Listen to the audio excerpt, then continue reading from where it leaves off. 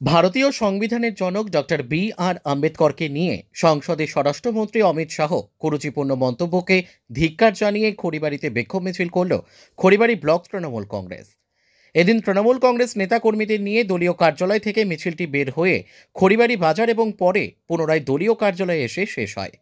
প্রতিবাদের অন্যতম মুখ রাজ্যের মুখ্যমন্ত্রী মমতা বন্দ্যোপাধ্যায়ের নির্দেশে গোটা রাজ্যের মতো খড়িবাড়িতে স্বরাষ্ট্রমন্ত্রী অমিত শাহ যে নিজের ক্ষমতা দেখিয়ে ডক্টর বি.আর. আম্বেদকর এবং সংবিধান নিয়ে কুরুচিপূর্ণ মন্তব্য করেছেন, এর প্রতিবাদে মিছিল করা হলো।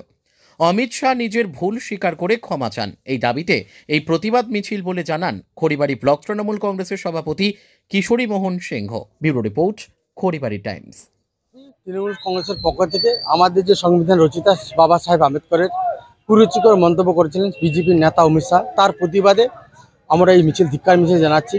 যেই মানুষ তার সর্বস্ব ত্যাগ দিয়ে সংবিধানটা রচনা করছে, কিছু মানুষ তার আবারে দেখিয়ে সেই সংবিধানকে কুরুচিকর মন্তব্য করে, তার প্রতিবাদে আমরা আন্দোলন করছি। আপনারা জানেন মমতা ব্যানার্জি সারা ভারতবর্ষের মধ্যে প্রতিবাদী অপর নাম হচ্ছে মমতাজি।